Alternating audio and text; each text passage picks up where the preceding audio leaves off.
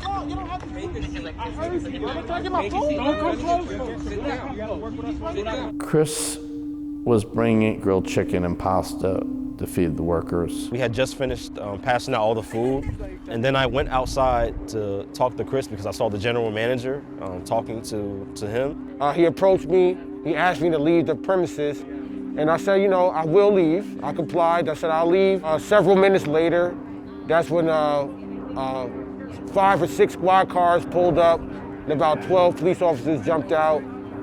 Several members of my union, the ALU, came out of the cafeteria to my aid, and the police officers actually started to arrest them before they arrested me. I was the third one to be arrested, and obviously for no reason, they charged me with trespassing. As they were leaving, said, "We won, you lost." So it's apparent to us that the Staten Island police are really the 21st century Pinkerton force for Amazon.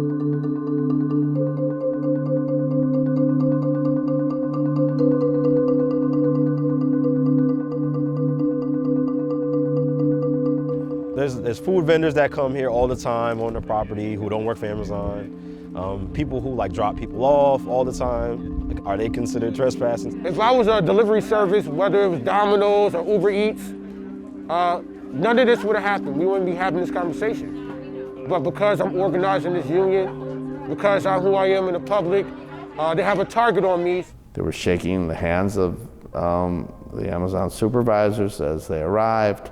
They said that they were speaking on behalf of Amazon when they demanded that Chris leave the premises. So the police are not acting as a neutral factor trying to preserve the concept of the right of property and First Amendment rights. They're actively taking a side. They searched me several times. They threw me up against 2 different vehicles. And I was the only one that was asked, do I have any weapons on me? Obviously, why would I bring weapons out here? There's no need to. I was just treated differently from the beginning. When I got to the precinct, they cut my pants, they cut my strings off. They made me stand there for 6 hours with no shoes on. And we was in a holding cell for about 6+ hours. Meanwhile, they couldn't really find a reason why they had to hold us that long. But we stayed there, and right after we left, we went right back to organizing. Their intentions was to destroy us, but it made us stronger.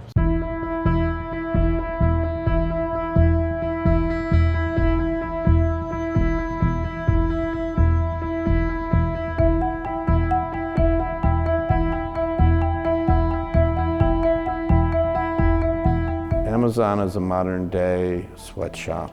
It terminates employees in a almost Black Mirror way.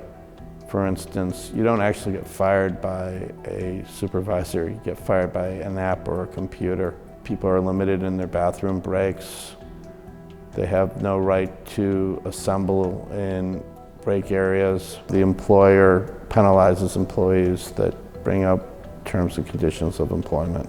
In January and February, there were complaints issued against Amazon for interrogation, surveillance, threats, unlawful discharges, and there are several more charges pending at Division of Advice concerning the employee handbook and captive audience meetings. So Amazon has been very busy violating federal labor law.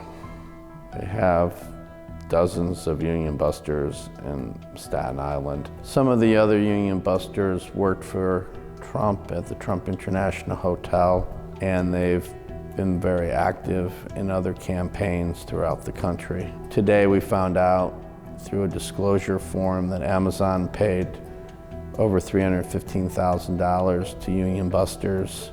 That was revealed in Burke's financial disclosures, which they waited a very long time to submit to the Department of Labor. I would say that the money that they got paid from Amazon is probably 10 times from what they report. So we're talking about several millions of dollars in money to union busters. Why is it that Amazon thinks that what they're doing is anything different than lying to employees about their OSHA rights, the rights under ERISA, the rights under the Fair Labor Standards Act or the Family Medical Leave Act? It's not.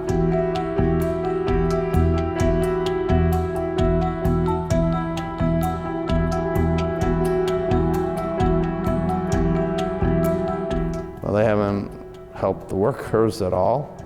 They haven't asked the police to drop the charges. I mean, this is the third time that the police have been harassing the organizers. So this isn't just like the first time this has occurred.